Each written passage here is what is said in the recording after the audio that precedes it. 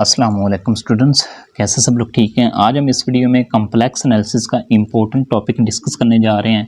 Topic का नाम है एनालिटिक फंक्शन, हार्मोनिक फंक्शन और कंस्ट्रक्शन ऑफ एनालिटिक फंक्शन। ये तीनों टॉपिक आज हम इस वीडियो में डिस्कस करेंगे। तो एनालिटिक फंक्शन को डिस्कस करने से पहले आप लोगों को पता होना चाहिए कि कम्प्लेक्स वेरिएबल फंक्शन क्या होता है। तो स्टूडेंट्स, कम्प्लेक्स नंबर को हम जी से डिनोट करते हैं और कम्प्लेक्स नंबर को हम लिखते किस तरह से हैं, एक्स प्लस आयोटा की फॉर्म में। ठीक है, एक्स हमारे पास रियल पार्ट होता है, वाई इमेजिनरी पार्ट होता है। अब देखें, क्वेश्चन ये है कि कम्प्लेक्स वेरिएबल फंक्शन क्या होता है। ऐसा फंक्शन जिसमें जो वेरिएबल है वो कम्प्लेक्स नंबर आ जाए। अब देखें, ये जो फंक्शन है ना, इसमें जी है और जी एक कम्प्लेक्स नंबर है। इस वजह से मैंने इस फंक्शन को कम्प्लेक्स वेरिएबल फंक्शन का नाम दिया है। ठीक है, और इस फंक्शन को मैं लिख सकता हूं u of x comma y plus iota v of x comma y.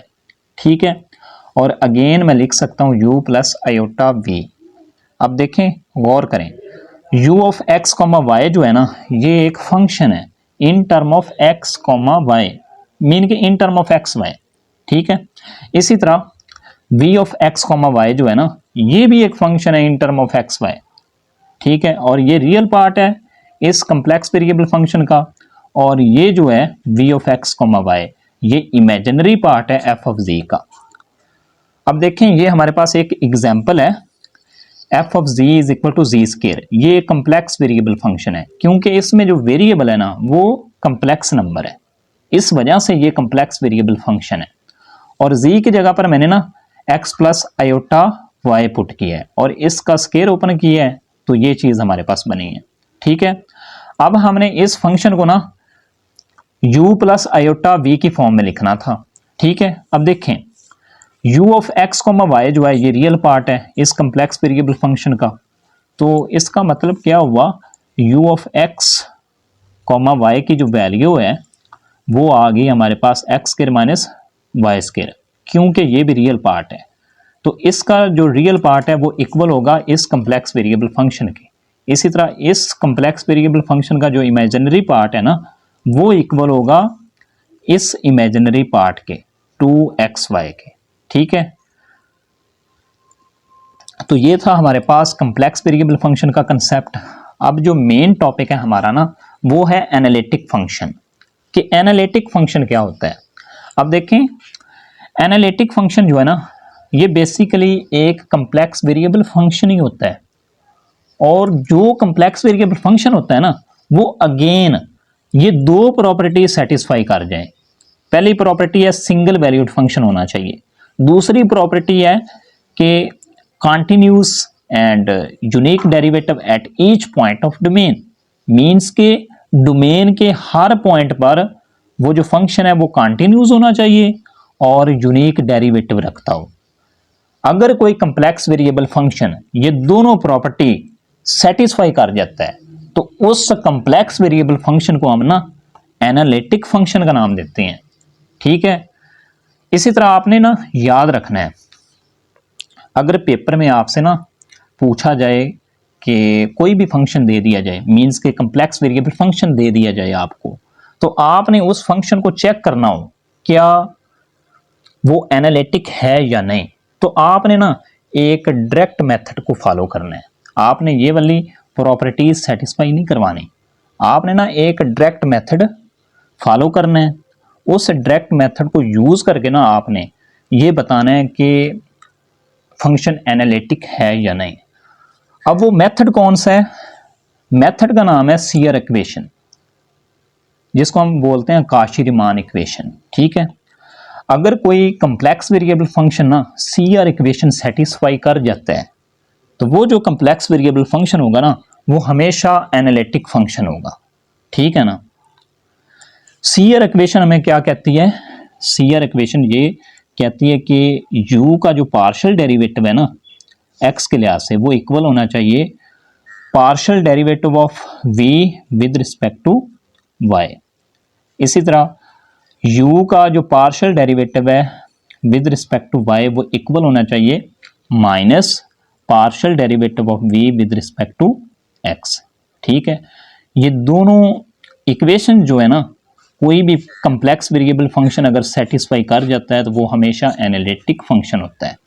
ठीक है, बाज़ूकात ऐसा भी होता है कि हमने किसी पार्टिकुलर पॉइंट पर फंक्शन को चेक करना होता है क्या वो एनालिटिक है या नहीं, तो वो ना कोई ऐसी मतलब कंडीशन होती है जो फेल हो जाती है कि पार्टिकुलर पॉइंट पर वो फंक्शन एनालिटिक नहीं होता। ठीक है ना, मीन्स के बात की आपको समझ आ रही होगी कि मीन्स के वो किसी पार्टिकुलर पॉइंट पर ना उसका यूनिक डेरिवेटिव नहीं मिलता या वो कंटिन्यूस नहीं होता, कोई कंडीशन जो है ना वो फेल हो रही होती है, तो इस वजह से वो जो फंक्शन है ना वो एनालिटिक नहीं होता। लेकिन ऐसा फंक्शन, ऐसा कम्प्लेक्स वेरिएबल फंक्शन जो काशी-रीमान इक्वेशन को सेटिस्फाई कर जाए ना वो हमेशा एनालिटिक फंक्शन कहलाएगा फिर। ठीक है ना, तो स्टूडेंट्स ये हमारे पास एग्जाम्पल है। एग्जाम्पल हमारे पास है f of g is equal to 1/z। ये हमारे पास एक कम्प्लेक्स वेरिएबल फंक्शन है। ठीक है, इसको हम लिख सकते हैं 1/x प्लस आयोटा y। और अगेन हम इस फंक्शन को,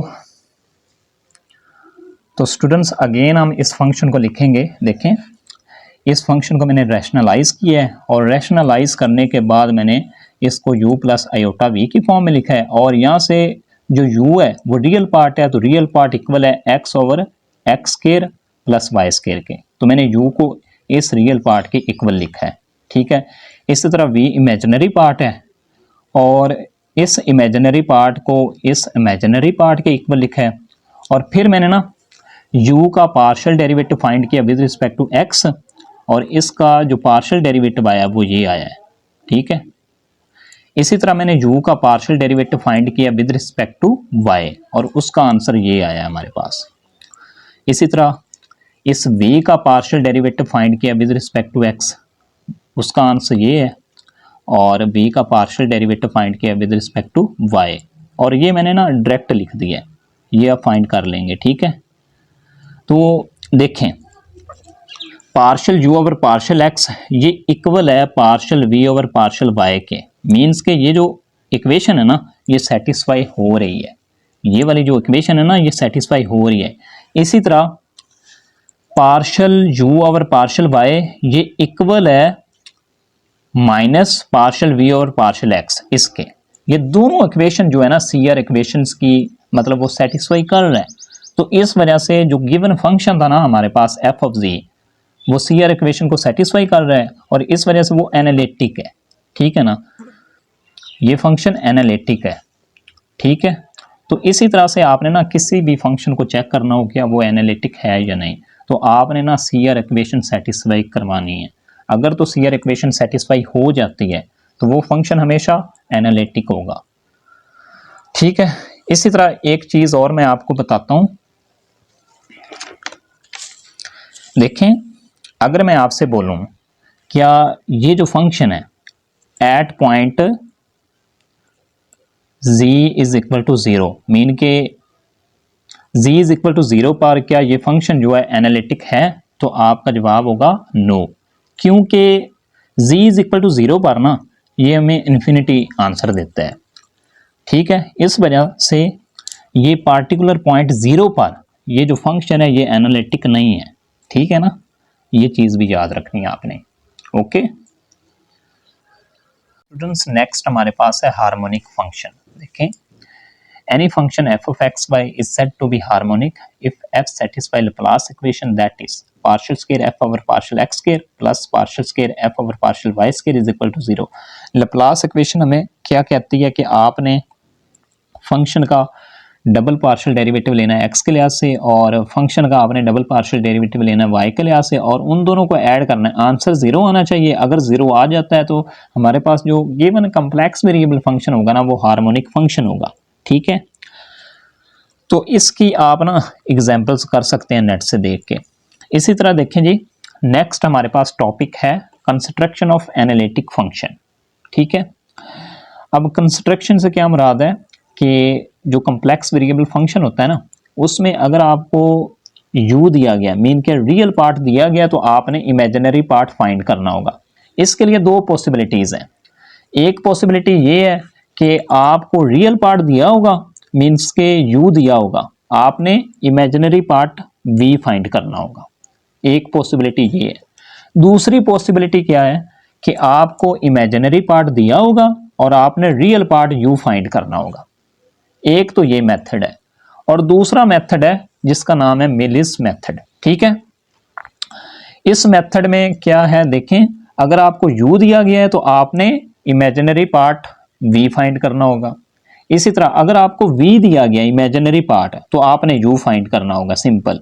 लेकिन इस मेथड की जो खासियत है ना वो ये है कि आपके पास जो एफ ऑफ जी होगा ना, मींस के जो कम्प्लेक्स वेरिएबल फंक्शन होगा वो इन टर्म ऑफ जी होगा, लेकिन इस मेथड में जो एफ ऑफ जी होगा ना वो in term of x y होगा। ये डिफरेंस है इन दोनों मेथड के दरमियान। ठीक है, अब हम मिलिस मेथड को डिस्कस करते हैं कि अगर आपको u रियल पार्ट दिया गया ना एफ ऑफ जी का, कम्प्लेक्स वेरिएबल फंक्शन का, अगर आपको रियल पार्ट u दे दिया गया है तो आपने ये वाले 3 स्टेप फॉलो करके v इमेजिनरी पार्ट फाइंड करना है। ठीक है ना, देखें जी, मीन्स कि आपने ना एनालिटिक फंक्शन फाइंड कर लेना है। ये इसका प्रोसीजर है, 3 स्टेप हैं। देखें, u आपके पास गिवन है तो u का आपने पार्शियल डेरिवेटिव लेना है x के लिहाज से और y के लिहाज से। फिर जो पार्शियल डेरिवेटिव आपने ले लिए उनमें x की जगह पर आपने z पुट करना है, y की जगह पर 0 पुट कर देना है। और पुट करने के बाद ना आपने इस तीसरे स्टेप में जो f ऑफ z, ये जो फार्मूला है, ठीक है ना, ये है partial derivative u with respect to x, और इसमें ये एट पॉइंट है इसका z, 0, मीन्स कि आपने x की जगह पर इसमें z पुट करना है और y की जगह पर आपने 0 पुट करना है। ठीक है, साथ में dz है।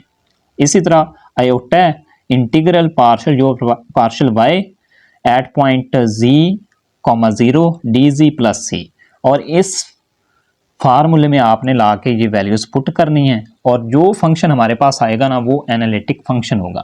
इसी तरह आपने ना क्या फाइंड करना है, आपने एनालिटिक फंक्शन ही फाइंड करना है जब आपको इमेजिनरी पार्ट दिया गया होगा। तो आपके पास ये पॉइंट्स लिखे हुए हैं, आपने इन पॉइंट्स को फॉलो करना है और एनालिटिक फंक्शन फाइंड कर लेना है। अब इसकी हम ना एक एग्जांपल करते हैं। देखें, ये हमारे पास है एग्जांपल, u हमारे पास एक रियल पार्ट दिया गया है, हमने ना एफ ऑफ जी फाइंड करना है, एनालिटिक फंक्शन फाइंड करना है। तो देखिए, मैंने u का ना पार्शियल डेरिवेटिव x के लिहाज से लिया है, y के लिहाज से लिया है, ये दोनों पार्शियल डेरिवेटिव ले लिए। अब मैंने क्या काम करना है, ये फार्मूला मैंने लिख दिया हुआ है। ठीक है, अब इसमें मैंने ना x की जगह पर z पुट कर देना है, y की जगह पर 0 पुट कर देना है। ये देखिए मैंने पुट करके ना यहाँ पे आंसर लिख दिया है। ठीक है ना, इसी तरह ये आयोटा एजिटिव आ गया, ये इंटीग्रल भी एजिटिव, और इस फंक्शन में मैंने क्या काम करना है, इसमें मैंने x की जगह पर z पुट करना है। ये देखें, x की जगह पर मैंने यहाँ पे z पुट कर देना है और y की जगह पर 0, और यहाँ पे भी 0, ये सारा 0 हो जाएगा, और साथ में ये जो c है कांस्टेंट, ये एजिटिव आ जाएगा।